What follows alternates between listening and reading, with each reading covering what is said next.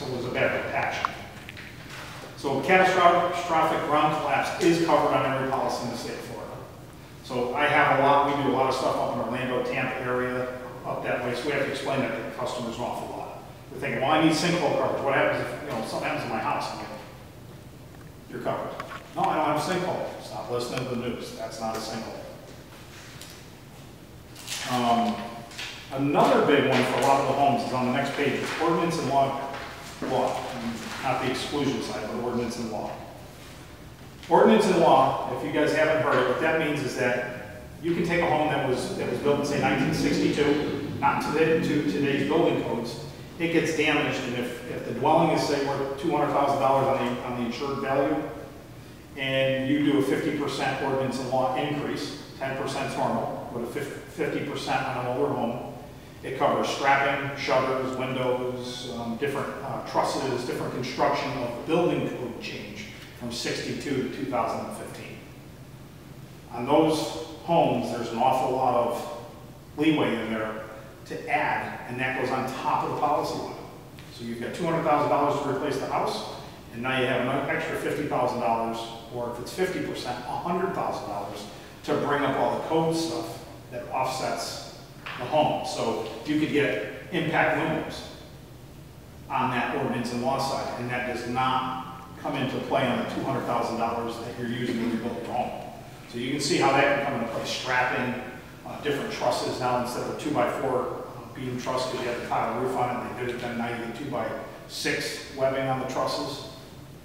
Okay, for the roof trusses, how they're strapped and anchored, you get all the new strapping and anchoring, and that all comes out of that ordinance and law side. That being said, if you have a home that's 2014 or 2002 or 2003, and they put in 50% ordinance and law on there, it's a waste of coverage.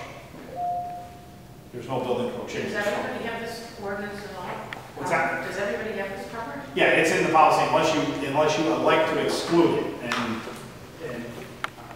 I don't know why they would do that. It's a $10 item on the standard ordinance and law, but there are companies that would do it, and if something happened, you'd sue the B&O for it, because that should stay in the policy no matter what. We don't exclude basic ordinance and law.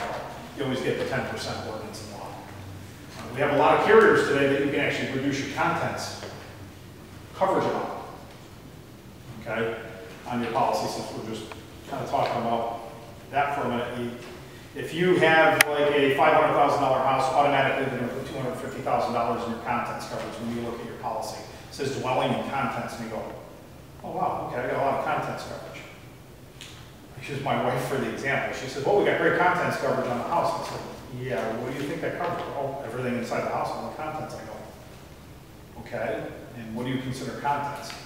Well, the rule of contents is take your house, turn it upside down, everything that falls out. That's contents, and that's what everybody says. And that's true, that is contents.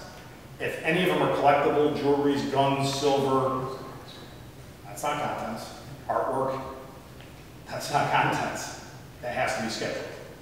Okay, you have minor, very minor coverages for that. You know, $1,500 on, the paintings and stuff. You have a little bit of cash coverage. I think cash is $500 in cash, $2,500 on silver, fine silvers and jewelry. So that's all you get. So if you have more than that in there, you don't have that coverage. So that's kind of a misnomer in the insurance side for what my contents coverage is. It covers everything else that's inside the property that falls out. But it's really your furnishings, your clothes, your kitchenware and all of that. It's not the really expensive stuff. So a lot of times when I tell people, well, walk around the house, don't look at your collectibles, and then think about what that value is. And they'll be like, geez, I can't come up with $150,000. Fine, but instead of $250,000, we can bring it down.